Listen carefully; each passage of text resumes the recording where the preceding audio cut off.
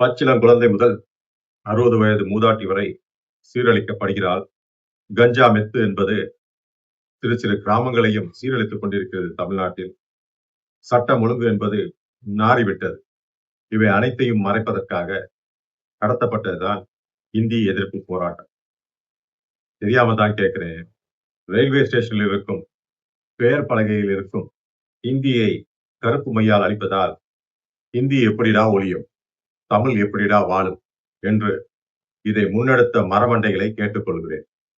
இரண்டாவதா, குடிபோதையில் இருந்த ஒருவனை இதற்காகவே கூட்டிச் சென்று, இல்ல அவன் ஏற்கனவே அவனிடம் பேரம் பேசி உன் குடும்பத்தை கவனித்துக் கொள்கிறோம் அப்படின்னு சொல்லி அவனுக்கு முடிஞ்ச அளவு குடிக்க கொடுத்து, அவன் மூஞ்ச பாருங்க, அன்னைக்கே தெரியும். அன்னைக்கே நான் சொல்லிட்டேன், இவன் உள்ள குடிக்க வச்சு தள்ளி விட்டுருக்கானுங்கன்னு. அதே மாதிரி அவனை தள்ளி விட்டு இன்னைக்கு கொன்று விட்டு, அதாவது அதிகார பதவி வெறிகளுக்காக தமிழர்களை காவு கொடுப்பது என்பது இவர்களுக்கு கைவந்த கலை.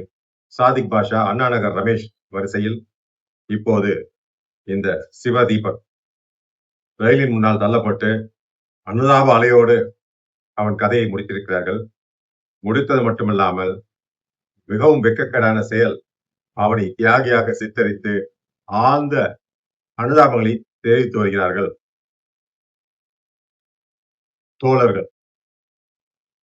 இவ்வளவு கேவலமாக தமிழ்நாட்டையும் முற்போக்கான மாநிலம், முற்போக்கான மாநிலம் என்று சொல்லி ஒரு மாநிலத்தை நாசம் செய்து அதில் வசிக்கும் மக்களை பாமரர்கள், முட்டாள்கள் என்று நினைத்துக் கொண்டு இப்படி கும்மி அடிப்பது இத்துடன் நிற்க வேண்டும் என்று கேட்டுக்கொள்கிறேன். நன்றி, வணக்கம்.